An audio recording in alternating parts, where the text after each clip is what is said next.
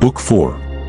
That which rules within, when it is according to nature, is so affected with respect to the events which happen, that it always easily adapts itself to that which is and is presented to it. For it requires no definite material, but it moves towards its purpose, under certain conditions however, and it makes a material for itself out of that which opposes it, as fire lays hold of what falls into it, by which a small light would have been extinguished, but when the fire is strong, it soon appropriates to itself the matter which is heaped on it, and consumes it, and rises higher by means of this very material. Let no act be done without a purpose, nor otherwise than according to the perfect principles of art. Men seek retreats for themselves, houses in the country, seashores, and mountains, and thou too art wont to desire such things very much. But this is altogether a mark of the most common sort of men, for it is in thy power, whenever thou shalt choose to retire into thyself. For nowhere either with more quiet or more freedom from trouble does a man retire than into his own soul, particularly when he has within him such thoughts that by looking into them he is immediately in perfect tranquility, and I affirm that tranquility is nothing else than the good ordering of the mind. Constantly then give to thyself this retreat, and renew thyself, and let thy principles be brief and fundamental, which, as soon as thou shalt recur to them, will be sufficient to cleanse the soul completely, and to send thee back free from all discontent with the things to which thou returnest. For with what art thou discontented? With the badness of men. Recall to thy mind this conclusion, that rational animals exist for one another, and that to endure is a part of justice, and that men do wrong involuntarily, and consider how many already, after mutual enmity, suspicion, hatred, and fighting, have been stretched dead, reduced to ashes, and be quiet at last. But perhaps thou art dissatisfied with that which is assigned to thee out of the universe. Recall to thy recollection this alternative: either there is providence or atoms, fortuitous concurrence of things, or remember the arguments by which it has been proved that the world is a kind of political community, and be quiet at last. But perhaps corporeal things will still fasten upon thee. Consider then further that the mind mingles not with the breath, whether moving gently or violently, when it has once drawn itself apart and discovered its own power. And think also of all that thou hast heard and assented to about pain and pleasure, and be quiet at last. But perhaps the desire of the thing called fame will torment thee. See how soon everything is forgotten, and look at the chaos of infinite time on each side of the present, and the emptiness of applause, and the changeableness and want of judgment in those who pretend to give praise, and the narrowness of the space within which it is circumscribed, and be quiet at last. For the whole earth is a point, and how small a nook in it is this thy dwelling, and how few are there in it, and what kind of people are they who will praise thee? This then remains: remember to retire into this little territory of thy own, and above all do not distract or strain thyself, but be free, and look at things as a man, as a human being, as a citizen, as a mortal. But among the things readiest to thy hand to which thou shalt turn, let there be these, which are two. One is that things do not touch the soul, for they are external and remain immovable, but our perturbations come only from the opinion which is within. The other is that all these things, which thou sayest, change immediately and will no longer be, and constantly bear in mind how many of these changes thou hast already witnessed. The universe is transformation, life is opinion. If our intellectual part is common, the reason also, in respect of which we are rational beings, is common. If this is so, common also is the reason which commands us what to do, and what not to do. If this is so, there is a common law. Also, if this is so, we are fellow citizens. If this is so, we are members of some political community. If this is so, the world is in a manner a state. For of what other common political community will anyone say that the whole human race are members?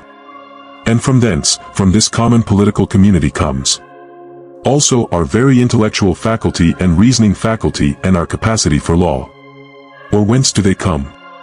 For as my earthly part is a portion given to me from certain earth, and that which is watery from another element, and that which is hot and fiery from some peculiar source, for nothing comes out of that which is nothing, as nothing also returns to non-existence, so also the intellectual part comes from some source. Death is such as generation is, a mystery of nature, a composition out of the same elements, and a decomposition into the same, and altogether not a thing of which any man should be ashamed, for it is not contrary to the nature of a reasonable animal, and not contrary to the reason of our constitution. It is natural that these things should be done by such persons, it is a matter of necessity, and if a man will not have it so, he will not allow the fig tree to have juice. But by all means bear this in mind, that within a very short time both thou and he will be dead, and soon not even your names will be left behind. Take away thy opinion, and then there is taken away the complaint, I have been harmed. Take away the complaint, I have been harmed, and the harm is taken away. That which does not make a man worse than he was, also does not make his life worse, nor does it harm him either from without or from within. The nature of that which is universally useful has been compelled to do this. Consider that everything which happens, happens justly, and if thou observest carefully, thou wilt find it to be so. I do not say only with respect to the continuity of the series of things, but with respect to what is just, and as if it were done by one who assigns to each thing its value. Observe then as thou hast begun, and whatever thou doest, do it in conjunction with this, the being good, and in the sense in which a man is properly understood to be good. Keep to this in every action. Do not have such an opinion of things as he has who does thee wrong, or such as he wishes thee to have, but look at them as they are in truth. A man should always have these two rules in readiness: the one, to do only whatever the reason of the ruling and legislating faculty may suggest for the use of men; the other, to change thy opinion, if there is any one at hand who sets thee right and moves thee from any opinion. But this change of opinion must proceed only from a certain persuasion, as of what is just or of common advantage, and the like, not because it appears pleasant or brings reputation. Hast thou reason? I have. Why then dost not thou use it? For if this does its own work, what else dost thou wish? Thou hast existed as a part. Thou shalt disappear in that which produced thee. But rather thou shalt be received back into its seminal principle by transmutation. Many grains of frankincense on the same altar, one falls before, another falls after, but it makes no difference. Within 10 days thou wilt seem a god to those to whom thou art now a beast, and an ape, if thou wilt return to thy principles and the worship of reason. Do not act as if thou wert going to live 10,000 years. Death hangs over thee. While thou livest, while it is in thy power, be good. How much trouble he avoids who does not look to see what his neighbor says or does or thinks, but only to what he does himself, that it may be just and pure. Or as Agathon says, look not round at the depraved morals of others, but run straight along the line without deviating from it. He who has a vehement desire for posthumous fame does not consider that every one of those who remember him will himself also die very soon, then again also they who have succeeded them, until the whole remembrance shall have been extinguished as it is transmitted through men who foolishly admire and perish. But suppose that those who will remember are even immortal, and that the remembrance will be immortal, what then is this to thee? And I say not, what is it to the dead, but what is it to the living?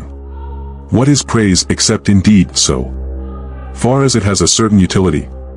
For thou now rejectest unseasonably the gift of nature, clinging to something else. Everything which is in any way beautiful is beautiful in itself, and terminates in itself, not having praise as part of itself. Neither worse than nor better is a thing made by being praised. I affirm this also of the things which are called beautiful by the vulgar, for example, material things and works of art. That which is really beautiful has no need of anything, not more than law, not more than truth, not more than benevolence or modesty. Which of these things is Beautiful because it is praised, or spoiled by being blamed? Is such a thing as an emerald made worse than it was, if it is not praised? Or gold, ivory, purple, a lyre, a little knife, a flower, a shrub? If souls continue to exist, how does the air contain them from eternity, but how does the earth contain the bodies of those who have been buried from time so remote? For as here the mutation of these bodies after a certain continuance, whatever it may be, and their dissolution make room for other dead bodies, so the souls which are removed into the air after subsisting for some time are transmuted and diffused, and assume a fiery nature by being received into the seminal intelligence of the universe, and in this way make room for the fresh souls which come to dwell there. And this is the answer which a man might give on the hypothesis of souls continuing to exist.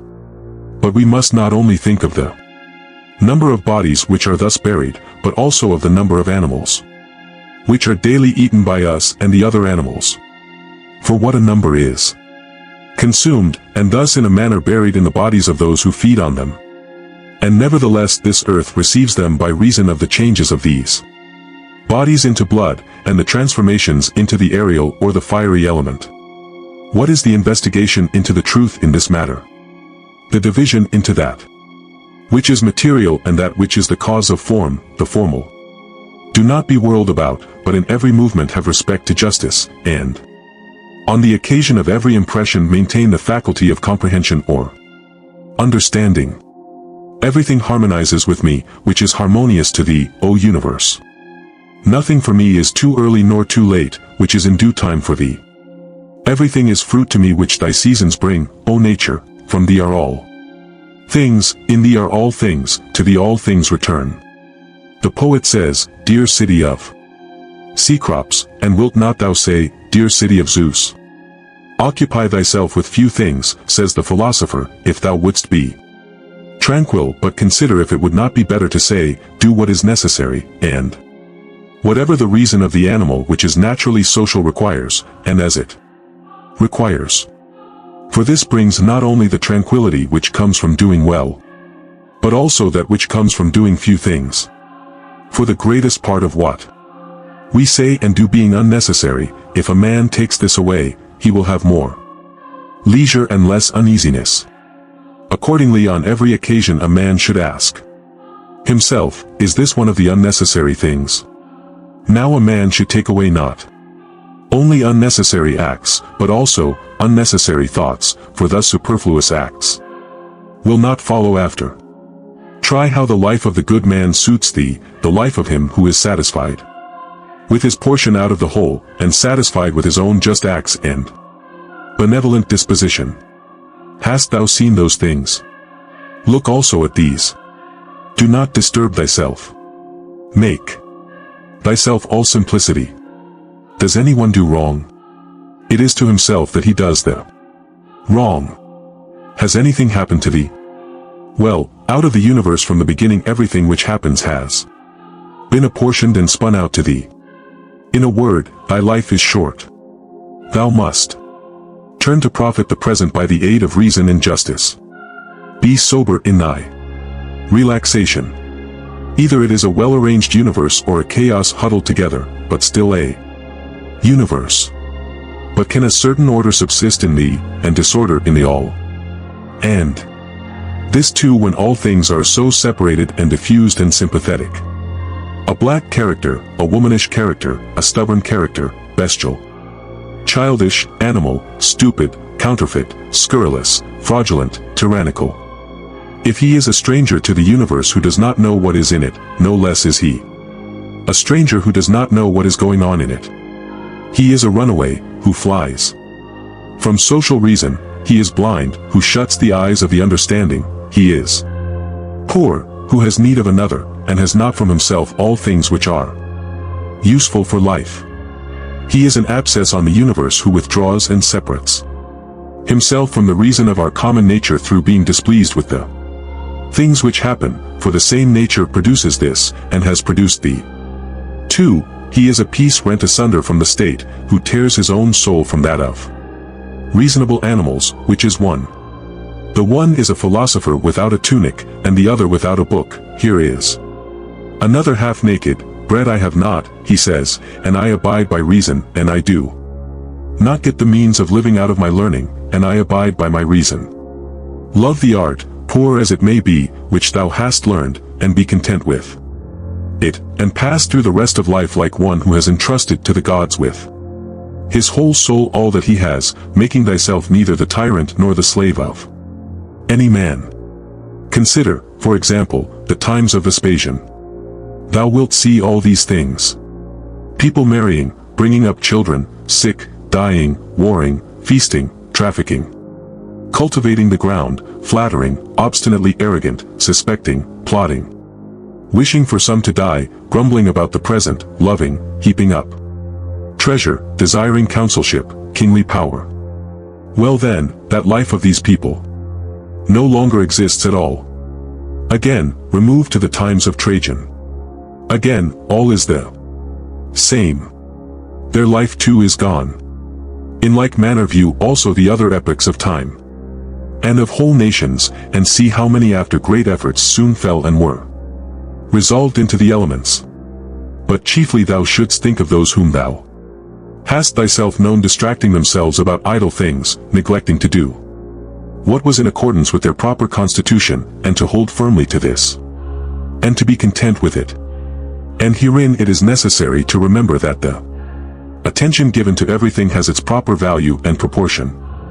For thus thou wilt not be dissatisfied, if thou appliest thyself to smaller matters no further than is fit. The words which were formerly familiar are now antiquated, so also the names of those who were famed of old are now in a manner antiquated. Camillus, Piso, Valisus, Leonidas, and a little after also Scipio and Cato, then Augustus, then also Hadrian and Antoninus. For all things soon pass away and become a mere tale, and complete oblivion soon buries them. And I say this of those who have shone in a wondrous way. For the rest, as soon as they have breathed out their breath, they are gone, and no man speaks of them. And, to conclude the matter, what is even an eternal remembrance? A mere nothing. What then is that about which we ought to employ our serious pains? This one thing, thoughts just, and acts social, and words which never lie, and a disposition which gladly accepts all that happens, as necessary, as usual, as flowing from a principle and source of the same kind. Willingly give thyself up to Clotho, one of the Fates, allowing her to spin thy thread into whatever things she pleases. Everything is only for a day, both that which remembers and that which is remembered. Observe constantly that all things take place by change, and accustom thyself to consider that the nature of the universe loves nothing so much as to change the things which are, and to make new things like them. For everything that exists is in a manner the seed of that which will be. But thou art thinking only of seeds which are cast into the earth or into a womb, but this is a very vulgar notion. Thou wilt soon die, and thou art not yet simple, not free from perturbations, nor without suspicion of being hurt by external things, nor kindly disposed towards all, nor dost thou yet place wisdom only in acting justly. Examine men's ruling principles, even those of the wise, what kind of things they avoid, and what kind they pursue. What is evil to thee does not subsist in the ruling principle of another, nor yet in any turning and mutation of thy corporeal covering. Where is it then? It is in that part of thee in which subsists the power of forming opinions about evils. Let this power then not form such opinions, and all is well. And if that which is nearest to it, the poor body, is burnt, filled with matter and rottenness, nevertheless let the part which forms opinions about these things be quiet, that is, let it judge that nothing is either bad or good which can happen equally to the bad man and the good. For that which happens equally to him who lives contrary to nature and to him who lives according to nature, is neither according to nature, nor contrary to nature. Constantly regard the universe as one living being, having one substance and one soul, and observe how all things have reference to one perception, the Perception of this one living being, and how all things act with one movement.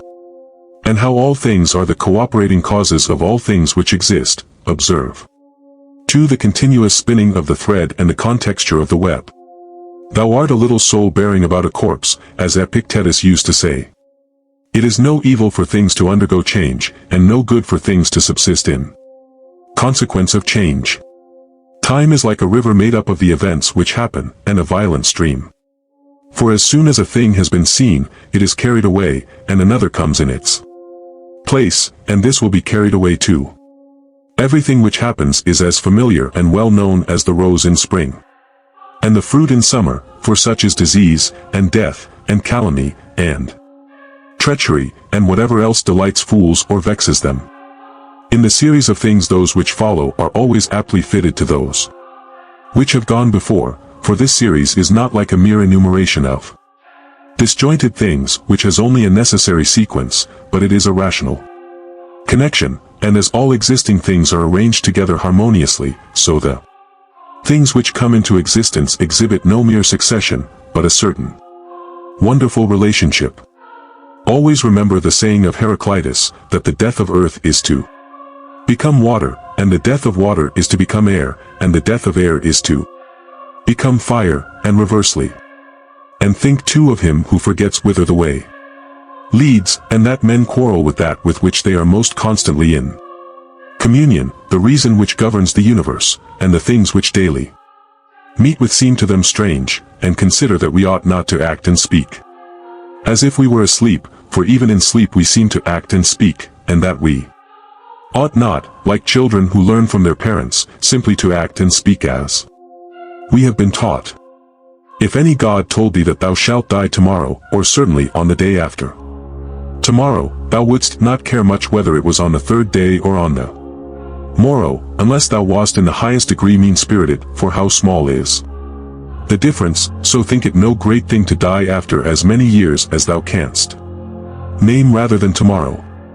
Think continually how many physicians are dead after often contracting their eyebrows over the sick, and how many astrologers after predicting with great pretensions the deaths of others, and how many philosophers after endless discourses on death or immortality, how many heroes after killing thousands, and how many tyrants who have used their power over men's lives with terrible insolence as if they were immortal, and how many cities are entirely dead, so to speak, Hellas and Pompeii and Herculaneum, and others innumerable. Add to the reckoning all whom thou hast known, one after another, one man after burying another has been laid out dead, and another buries him, and all this in a short time.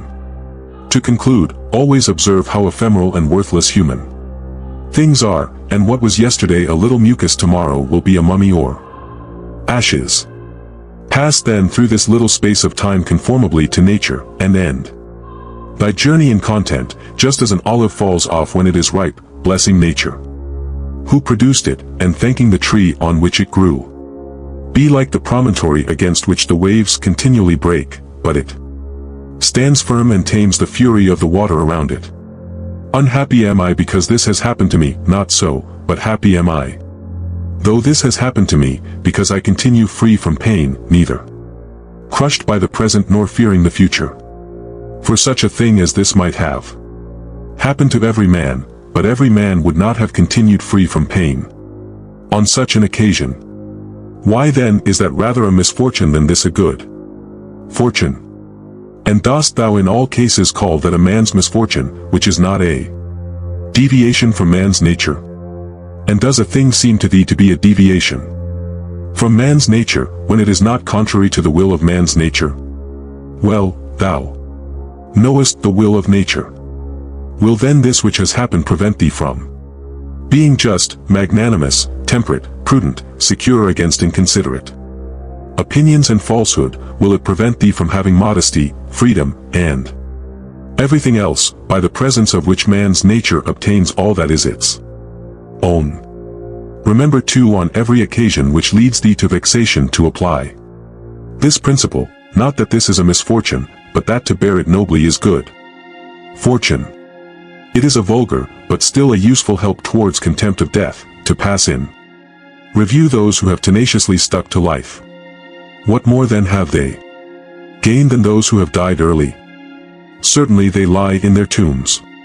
Somewhere at last, Cadicianus, Fabius, Julianus, Lepidus, or anyone else like them, who have carried out many to be buried, and then were carried out themselves. Altogether the interval is small between birth and death, and consider with how much trouble, and in company with what sort of people, and in what a feeble body this interval is laboriously passed. Do not then consider life a thing of any value. For look to the immensity of time behind thee, and to the time which is before thee, another boundless space. In this infinity then what is the difference between him who lives 3 days and him who lives 3 generations? Always run to the short way, and the short way is the natural, accordingly say. And do everything in conformity with the soundest reason. For such a purpose frees a man from trouble, and warfare, and all artifice and ostentatious display.